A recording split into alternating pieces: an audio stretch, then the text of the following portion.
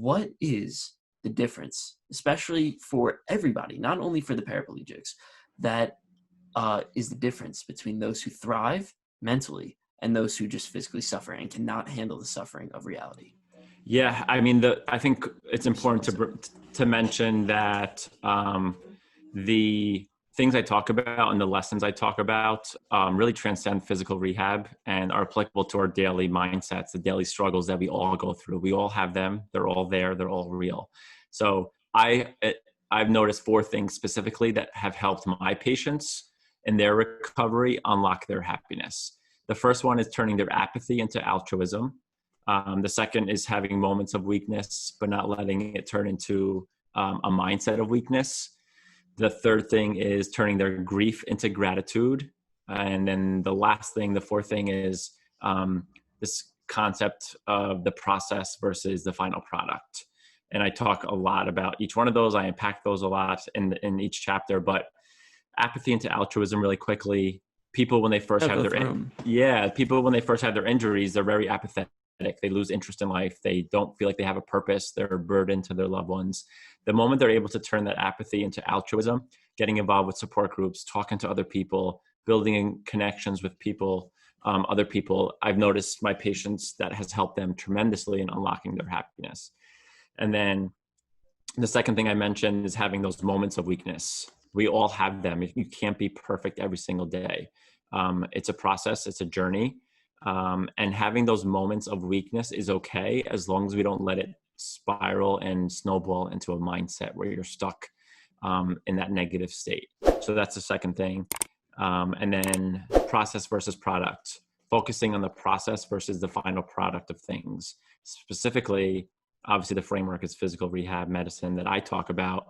My patients, the first thing they ask me is, when will I be able to do things like I used to do? And I feel like once they turn their attention to the past or too far to the future, that sort of elicits some sort of stress response, anxiety response, where they lose sight of the process and the small gains that they are able to make on a day-to-day basis. And then the last thing I mentioned is grief into gratitude. My patients, when they come to therapy, it's a pretty busy gym where I work. So as soon as they see other people going through something much worse than they're going through, for example, like a stroke, sometimes a stroke is not a stroke and is not a stroke. Every stroke is different. It all depends on what part of the brain was affected. So sometimes individuals will have problems with, just moving their arm. Their arm is just paralyzed. Then they come into the gym, they see people who've had strokes where their arm and their leg is paralyzed and the patient can barely even stand up or sit up. So once they sort of can turn their grief into gratitude and sort of have those opportunities to be grateful, those are the 4 things that I highlight in my book and I've noticed help my patients unlock their happiness and recovery.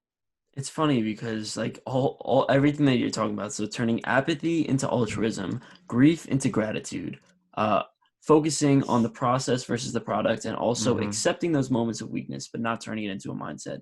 Those 4 things I have noticed along my journey too, and it's absolutely incredible. I think one of the biggest struggles for people, most of my listeners are people who are young and pursuing a goal, right? They're pursuing some valuable goal. People in college, people who are 20 years old, 30 years old, and they have something to pursue that is meaningful, whether it be a career, whether it be a family, whether it be, anything of that sort. And it's funny because I find that the thing that really pushes people to fail is focusing on the process versus the product, on the product versus the process, Right, right? right.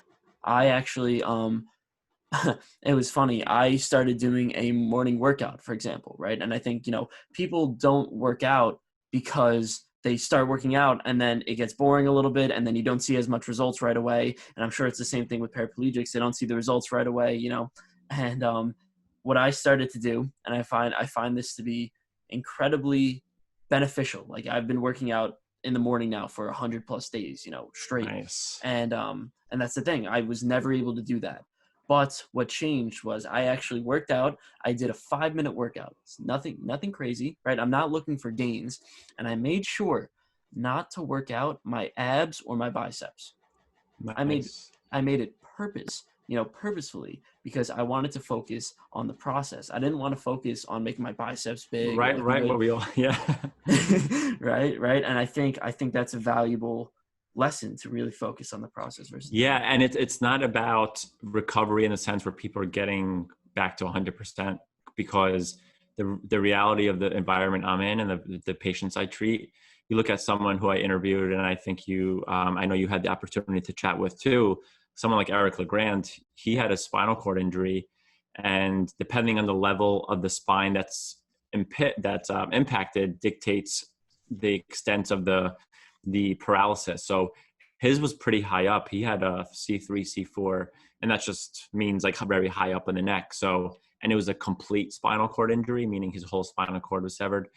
So he's paralyzed from his neck down, but he rolls into the gym and he's honestly the happiest person I've probably ever met. And, a lot of my patients are like that. A lot of my patients exhibit that happiness.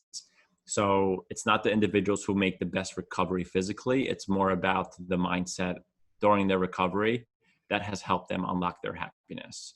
That's And something I wanted to tackle a little bit and yeah. talk about in my book. So, Yeah, I mean, doesn't that make us all feel like crap, right? right. Right? Like there is some, like we have all these things to complain about in our lives. Like Yep. especially now, it's 2020. We've reached the end. Politics. Yeah, we could always talk about politics. We could always talk about coronavirus. There are all these things that we could really complain about. But at the same time, it's like people have cut off. Eric Legrand has no access to anything below his shoulders, but Yep. at the same time he is as happy as a bean.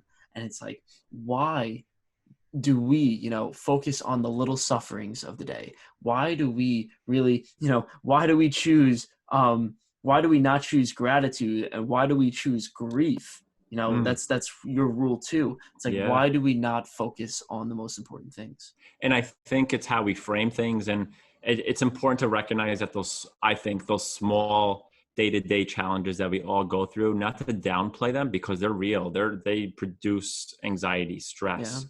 But is it really that bad? A.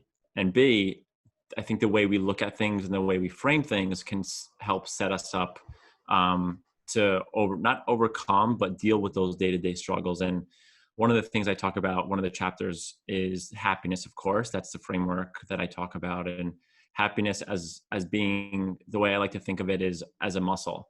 We have over Mm. 600 muscles in our body. Going through my PT work, I learned the ins and outs of all the muscles in our body. And I argue in my book that my PT program failed to teach me about the most important muscle, which is our happiness Mm. muscle. And I love that. like all other muscles in our body, they like to sort of grow, stretch. They need good hydration. And the more we're able to feed our happiness muscle with different things, I think it helps us flex our happiness muscle a little bit more. And just like regular muscles, you want to get stronger with your biceps, for example, which is probably the number one thing most of us will target, Of course. and our abs, like you mentioned.